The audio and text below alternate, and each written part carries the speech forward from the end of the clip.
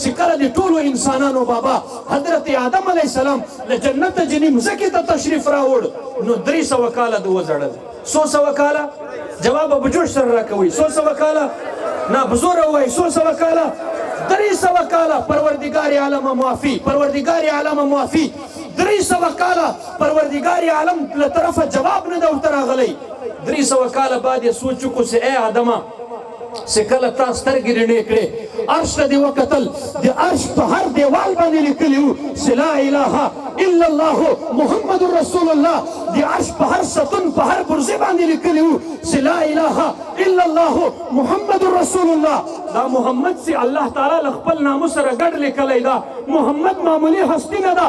تو وایستا وسیله اورئ د محمد ورته پیش کا چې پروردګار عالم له طرفه د بخشش اعلان کیږي که نه کیږي.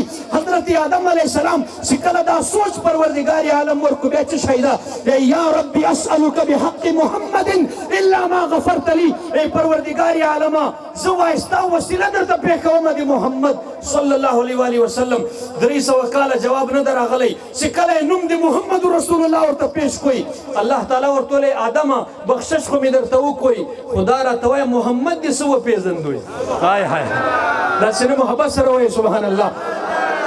محمد دې څه وپېژندوی هغه خو لا دنیا ته ما نه ده لیږلی هغه خو په ظاهري دنیا کې لا نه ده تشریف راوړی هغه خو به در ټولو نبیانو شاته راځي د ما محبوب د تا څه وپېژندوی. یا الله نور نه یم خبر خو چې کله مې سترګې رڼې کړې د عرش په دیوال باندې د تا له نامه سره د ده نوم ګډ لیکلی وی د عرش په ستون په برزو باندې د تا له نامه سره د ده نوم ګډ لیکلی وی.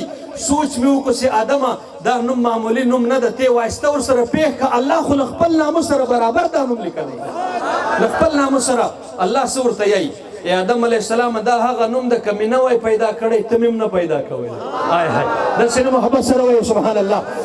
که مې نه وای پیدا کړی ته مې نه پیدا کولی نبیان مې نه پیدا کول مځکې اسمانونه مې نه پیدا کول چرند پرند انسان جنات یو شی مې نه پیدا کو تمام مخلوقات چې مې پیدا کړي دي پوری د محمد رسول الله مې پیدا کړي دي حتی که چې ما خپله خدایي ظاهره کړې دم د محمد له رویه مې ظاهره کړې ده د په وسیله باندې چې کله دا تعارف دی الله تعالی له طرفه وسوی بخشش اعلان ورته وسوی. حضرت آدم علیه السلام په ایمان راته وایه چې حضرت آدم علیه السلام یې وایستې وسیلې ورته پېښوي ما او تا خو کلمه د محمد رسول الله ویلې ده.